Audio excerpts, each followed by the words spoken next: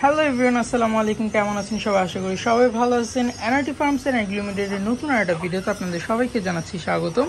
So অনেকদিন পরে আমরা আমাদের মাস্টার কেজের আপডেট আপনাদের সাথে আজকে শেয়ার করবো ইনশাল্লাহ। আমাদের মাস্টার কেজে কিন্তু অনেক সুন্দর সুন্দর আপডেট আছে, যেগুলো দেখলে আপনারা অবশ্যই অনেক আনন্দিত হবেন। তো সবার ফার্স্টে আমরা শুরু করি আমাদের এই সাইডে কেজের মধ্যে যে পেয়ারটা আছে, এটা হচ্ছে আমাদের শর্ট ফেসের একটা পেয়ার। আমি একটু আপনাদের দেখানোর চেষ্টা করি। দেখেন, শর্ট ফেসটা হচ্ছে ওর বাচ্চাদেরকে খাওয়াইতেছে। সো একটা বাচ্চা ফুটছে, আরেকটা ডিম আছে। আশা করি আজকের মতো ওই ডিমটাও ফুটে যাবে ইনশাল্লাহ। আর পাশাপাশি যদি আমরা পাশের কেসটাতে আসি, তাহলে এখানে দেখবো আমাদের যে হোয়াইট ডাবগুলো আছে ওইগুলো ডিম নিয়ে বসে আছে। উপরে হচ্ছে আমাদের সিরাজিটা ডিমে বসছে। এইখানে আমাদের দেশি কবুতরটা ডিমে আছে। এইখানে কিন্তু মাশাআল্লাহ দেশি কবুতর এক জোড়া বাচ্চা ফুটাইছে। আর এই সাইডে হচ্ছে আমাদের ঘুঘু পাখি আরেক জোড়া আছে, এটা ডিমে আছে। নিচে এক পেয়ার আমাদের ঘুঘু পাখি ডিমে আছে। আর আজকে আমরা এই যে মুরগির দুটা ডিম পাইছি এবং কোয়েল পাখির একটা ডিম পাইছি। আরেকটা ইন্টারেস্টিং বিষয় আমি আপনাদের সাথে একটু দেখাই। এই যে দেখেন উপরে, আমি জানি কিনা দেখতে পারতেছেন কিনা, আশা করি দেখতে পারতেছেন। দেখেন এখানে দুটো ঘুঘু পাখির বাচ্চা আছে। এই ঘুঘু পাখিগুলো কিন্তু হচ্ছে দেশি ঘুঘু পাখি। ওরা অসুস্থ অবস্থায় আমাদের কাছে আসছিল, আমরা রেস্কিউ করছিলাম। অ্যান্ড 1 বছর এইখানে রাখার পর ওরা ট্রাস্ট করছে যে না, ওরা এখানে ব্রিডিং করতে পারবে। এবং ওরা কিন্তু মাশাআল্লাহ দেখেন এই যে সুন্দর দুইটা বাচ্চা এখানে ফুটাইছে। বাচ্চাগুলো মাশাআল্লাহ বড় হয়ে গেছে। সো এইখান থেকে আমি একটা জিনিস উপলব্ধি করতে পারলাম যে আপনারা যদি ভালো যত্ন নিতে পারেন এবং পাখিদেরকে তাদের বাসস্থানটা আশ্বস্ত করতে পারেন, তাহলে কিন্তু দেশি পাখিও আপনারা খাঁচায় ব্রিড করাইতে পারেন।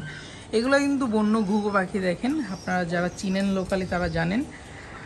সো আমাদের দেখা যায় কি, আমরা এক জোড়া বা একটা করে পাখি, বন্য পাখি খাঁচায় রাখি। এই জিনিসগুলো করা উচিত না। বন্য পাখি এমনিতেও খাঁচাতে রাখা উচিত নয়, যেহেতু এগুলো আমরা রেস্কিউ করছিলাম, আমাদের এখানে ছিল।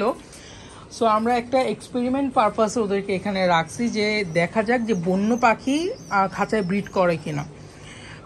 প্রথমত হচ্ছে কোনো পাখি কিন্তু কেজ বার্ড না। আমরা যেগুলোকে কেজ বার্ড বলি ওইগুলোও কিন্তু জেনেটিক্যালি কেজ বার্ড না, কারণ ওদের কোনো না কোনো অরিজিনকে কিন্তু আপনার বন থেকে ধরে এনেই খাঁচায় রাখা হয়েছে এবং খাঁচায় ব্রিড করতে করতে এখন আমরা যেগুলো পাচ্ছি ওইগুলো হচ্ছে কেজ ব্রিড হয়ে গেছে।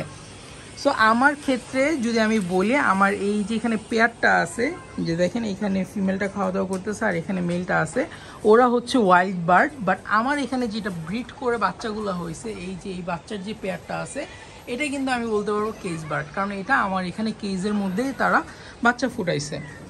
আদার্স কবুতরগুলো যদি বলি, আমাদের কয়েকদিন আগে শর্ট ফেসের এই যে এখানে একটা বাচ্চা বের হয়েছে, এইখানে আরেকটা বাচ্চা বের হয়েছে। এগুলো কিন্তু শর্ট ফেসের বাচ্চা। আমাদের সিরাজির এক জোড়া বাচ্চা বের হয়েছে, যে দেখেন এখানে সিরাজি আছে। সিরাজি প্লাস লাহোরি ক্রস ব্রিডে কিন্তু বাচ্চাগুলো বের হয়েছে। সো এইগুলোও দেখতে কিন্তু অনেক সুন্দর হয়েছে। আমাদের শার্টিনের কিছু বাচ্চা এই যে উপরের সাইডগুলোর মধ্যে আছে, প্লাস আমাদের এই সাইডটাতে কেজের মধ্যে আপনার মুরগি প্লাস কিছু পাখি আমরা রাখছি। কোয়েল পাখি আছে আমাদের এক জোড়া। সো এই জিনিসগুলো এখানে আছে। এই খাঁচাটাকে আরেকটু অর্গানাইজ করতে হবে, অপটিমাইজ করতে হবে, সব কিছু করতে হবে এবং সুন্দর করতে হবে। দেখেন অগোছালোভাবে আছে। সো আর প্রচণ্ড গরম, যার কারণে যে পানি দিলাম নতুন করে, সবগুলা কবুতর আপনার এখন গুছল করতেছে। আমি চিন্তা করছি যে কবুতর কমায় ফেলবো, জাস্ট ফ্যান্সি টাইপের কিছু কবুতর এবং পাখি খাঁচার মধ্যে থাকবে এবং খাঁচাটাকে আমরা একদম প্লান্টেড করে ফেলবো, যাতে দেখতে অনেকটা সুন্দর লাগে। চলেন এখন আপনাদেরকে বাইরে আমাদের যে প্লান্টস এরিয়াটা আছে ওইটার মধ্যে আপনাদেরকে দেখাই যে আমাদের বাইরের প্লান্টসগুলোর কী অবস্থা। সো ফার্স্টেই দেখাচ্ছি হচ্ছে আমাদের কেজের যে লুকটা। দেখেন উপরের গাছগুলো প্রচণ্ড রোদের কারণে মারা গেছে, কিছু কিছু প্লান্টস আছে, বাট গেটের মধ্যে যে প্লান্টসগুলো ছিল ওইগুলো কিন্তু এখানে আছে। সো আমাদের যে প্ল্যানটা ছিল এই খাঁচার মধ্যে একদম বেয়ে বেয়ে গাছগুলো উঠে যাবে, আমাদের অপরাজিতা গাছটা কিন্তু সেই কাজটাই করতেছে। সো দেখা যাক কী হয়। আমাদের মইটা নষ্ট হয়ে গেছে, যার কারণে এই কেজ দিয়ে আমরা উপরে উঠছিলাম। আমাদের শেডিং নেটটা কিন্তু ঝড়ের কারণে উঠে গেছিলো। সো আমরা আবার নতুন করে সুন্দরভাবে শেডিং নেট লাগাই দিছি, যাতে বৃষ্টি হলে এখন আমাদের পাখিগুলোর তেমন সমস্যা হবে না। বাট ওই কর্নারটাতে দেখেন, ওই কর্নারের মধ্যে কিন্তু আপনার উঠে গেছে আবার। সো ওইটাকে আবার ভালোভাবে লাগাই দিতে হবে। আর এই সাইডটাতে যদি আসি, এটা হচ্ছে আমাদের গার্ডেন সেকশন। এখানে অনেকগুলো গাছ আছে, যার মধ্যে এটা হচ্ছে আমাদের নিম গাছ, যেটা অনেক বড় হয়ে গেছিলো ডাল। সো আমি কেটে দুই পাশে লাগাই রাখছিলাম। দেখেন দুই পাশে আবার নতুন করে চারা হয়ে গেছে। আর এটাও আমি কাটিং করে লাগাইছিলাম। এটা হচ্ছে বাগান বিলাসের গাছ। দেখেন মাশাআল্লাহ খুব সুন্দর ফুল হয়ে আছে। এটা হচ্ছে আমাদের ডালিম গাছ। এর নিচে হচ্ছে আমাদের সন্ধ্যামালতির একটা গাছ হয়েছে। সো এটাকে আমরা আলাদা করে দিব। আদারওয়াইজ হচ্ছে আমাদের ডালিম গাছটা কিন্তু পুষ্টি পাবে না পর্যাপ্ত পরিমাণে। এই সাইডে আমাদের কাছে যে টগর আছে, দেন আমরা পালং শাক এবং কলমি শাক লাগায় রাখছি আমাদের পাখিগুলোকে খাওয়ানোর জন্য। আর এইটা হচ্ছে মাধবীলতা, দেখেন মাশাআল্লাহ প্রত্যেকটা ডালে ডালে ফুল আসছে, এমন কোনো ডাল বাকি নেই যেটার মধ্যে আপনার ফুল আসে নাই। তো এই ডালটা একটু লম্বা হয়ে গেছে, এটাকে যদি আমরা কেটে না দিই তাহলে কিন্তু এটা আপনার হচ্ছে বাইন ট্রি হয়ে যাবে, অর্থাৎ এটা পেঁচায় পেঁচায় আর শিকড়ের মতো একদম বেয়ে যাবে, অপরাজিতা গাছটা যেরকম আছে ওই রকম হয়ে যাবে। এই সাইডে কিছু মিক্স গাছ আছে এবং এই সাইডে হচ্ছে আমাদের বেলি গাছটা আছে।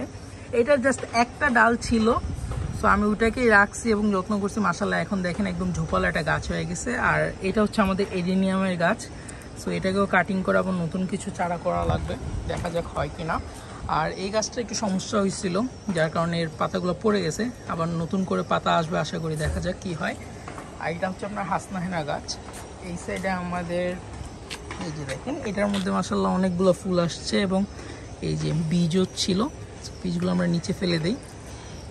এই গাছটা কিন্তু অনেক সুন্দর লাগে দেখতে, দেখেন এই যে ফুলগুলো প্রত্যেকটা ফুল হয়ে আছে। আর এটা হচ্ছে করম চা, এটা অনেক দিন হয়েছে, এটাকে আমাদের নতুন করে আবার রিপোর্টিং করতে হবে, আদারওয়াইজ আমার কাছে মনে হচ্ছে যে এটার মধ্যে কোনো ফল আসবে না। এটা আমাদের কাছে আছে অলমোস্ট 2 থেকে 2.5 বছর হয়ে গেছে, বাট এখনও কোনো ফল আসেনি। এই সাইডে অনেকগুলা গাছ আছে দেখেন, সো সবগুলাকে আমাদের আবার সুন্দরভাবে রিপোর্টিং করতে হবে এবং কিছু নতুন কাজ আছে ওইগুলো আমরা করতেছি আস্তে আস্তে, আশা করি জিনিসগুলো তখন দেখতে ভালো লাগবে। আর এই সাইডে আমাদের কাছে 2টা ট্যাঙ্ক ছিল, একটা হচ্ছে আমরা নিচে নিয়ে গেছি আর এই ট্যাঙ্কটা আমরা নিচে নিয়ে যাব। দেখাই এই ট্যাঙ্কে একটা জিনিস, যে এটার মধ্যে কিন্তু প্রচুর পরিমাণে মাছ আছে, প্লাস হচ্ছে আপনার এই যে পানি গ্রিন হওয়ার কারণে মাছে তেমন খাবার দেওয়া লাগে না। আর যেহেতু ন্যাচারাল প্লান্টস আছে, সো প্লান্টসগুলো গ্রো হইতেছে, সূর্যের তাপ যেহেতু পাইতেছে, তো এখান থেকে কিছু প্লান্টস নিয়ে হচ্ছে আমরা আমাদের অ্যাকুয়ারিয়ামে সেট করব। আর এইটা হচ্ছে আমাদের কম্পোস্ট মেকার, এটার মধ্যে আমাদের যে অর্গানিক ফার্টিলাইজারগুলো আছে ওগুলো তৈরি হইতেছে। এখান থেকে কিন্তু ফার্টিলাইজার আমরা আমাদের প্লান্টসগুলোর মধ্যে ইউজ করি, যার কারণে আমাদের ফ্লাওয়ারিং বলেন, গ্রোথ বলেন, সব কিন্তু অনেক মাশাআল্লাহ ভালো আসতেছে। সো এই ছিল আজকের ভিডিও। যদি ভিডিওটা ভালো লাগে তাহলে অবশ্যই এটা লাইক করবেন, শেয়ার করবেন, সাবস্ক্রাইব করবেন আমাদের চ্যানেলে যদি নতুন হয়ে থাকেন। ইনশাআল্লাহ দেখা হচ্ছে পরবর্তী ভিডিওতে। টিল দেন সবাই ভালো থাকবেন, সুস্থ থাকবেন। আসসালামু আলাইকুম।